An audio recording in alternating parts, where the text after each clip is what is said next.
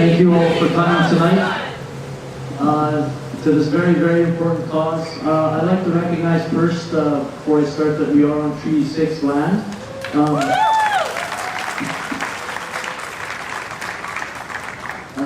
One thing that I think is important, and the topic of today is Israel or the occupying power claiming that they want peace. Now, I think it's very important to understand that what Israel wants is not peace. What they want is quiet.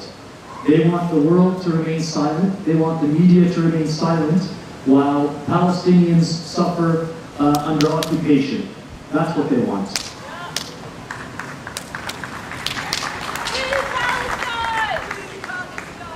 In fact, the only time we hear about Palestine is when Palestinians are killed or when they protest the deplorable conditions in which they live.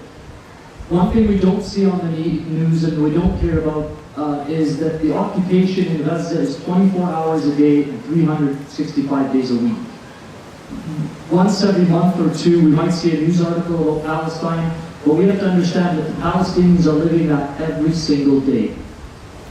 And Gaza itself is unique in that, other countries, when there's a catastrophe or when there's a natural disaster or when there's war, what people do is they flee the country. Since Gaza is an open-air prison, they can never flee. So no matter how bad it gets in Gaza, the Palestinians have to just shut up and take it. As for Israel's claim to being a democracy or talk of peace, in Israel, recently the Admissions Committee law, actually in 2011, passed a law that allows residents of small towns to prevent individuals who, and this is quoting the law, who do not suit the lifestyle and social fabric of the community residing in these towns. In practice, this law targets Palestinian citizens of Israel, which continues to support racial segregation. These laws and other such laws in Israel continue to encourage things like separate roads and allows towns to pick and choose which ethnic and religious groups can or can't live in their communities. The Knesset, the Israeli House of Commons, disqualified a bill that called for Israel to be defined as a state of all its citizens and proposed equal citizenship while recognizing the existence and rights of both Jewish and Arab national groups that live within the country. Ultimately, about 4.5 million Palestinians in Gaza and the West Bank are under full Israeli control, but not allowed to be citizens of the state.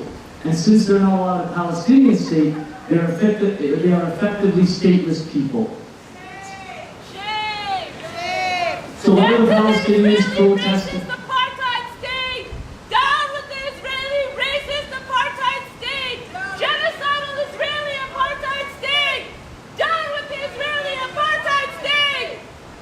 So what are the Palestinian people protesting? The illegal siege and blockade of the Gaza Strip, apartheid-like conditions in the West Bank. The United Nations has said that Gaza will become uninhabitable by 2020.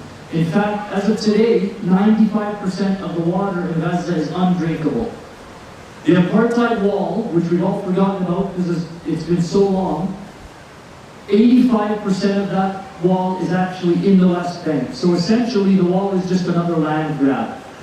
And after the democratic and free elections that happened in Gaza, a senior Israeli official described Israel's plan after the elections as, and this is a quote from his top senior Israeli official, the idea is to put the Palestinians on a diet, but not to make them die of hunger. In 2008, Israel was forced to release a document called the Entitled Food Consumption in the Gaza Strip, the Red Lines, which was a detailed study of how many calories the Palestinians need to eat to avoid malnutrition, but just barely survive. They converted these numbers into truckloads of food to allow Israel would allow to come in, and they calculated about 170 truckloads a day. But then they found reasons to allow only 67 truckloads a day compared to 400 truckloads before the blockade began. Israel always refuses the terms of peace agreements. Despite what you hear in the media, it's not Palestinians that block peace. In fact, every year, and you can look this up online, every year the international community votes on a resolution to the Palestine-Israel conflict. And every year in the United Nations General Assembly, the vote is the same. The whole world on one side, the US, Israel, and a few small other countries on the other side. And because the US has a veto, it always is blocked. Why does Israel continue to occupy Palestine and want occupation? Because Israel benefits from occupation. The international jurist Richard Goldstone, who is the chief prosecutor for the war crimes in Rwanda and Yugoslavia, said that the purpose of Israel's 2008 attack and the purpose of any attack on Gaza is to punish, and this is a quote from Richard Goldstone, who himself is a self-proclaimed Jew and Zionist. He said the goal is to punish, humiliate, and terrorize a civilian population. The Israeli military believes that any time the Palestinians assert their basic human rights, they should be met with deadly violence. In fact, the same belief is shared by the Israeli ruling political class.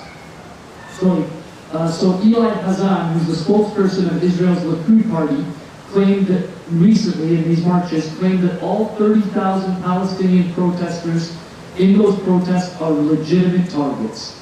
The same Likud party has in its official platform, which is on the internet, again it's not a secret, anyone can look it up, that there cannot ever be a Palestinian state anywhere in the land of Israel, which is what they consider from the Jordan River to the Mediterranean Sea.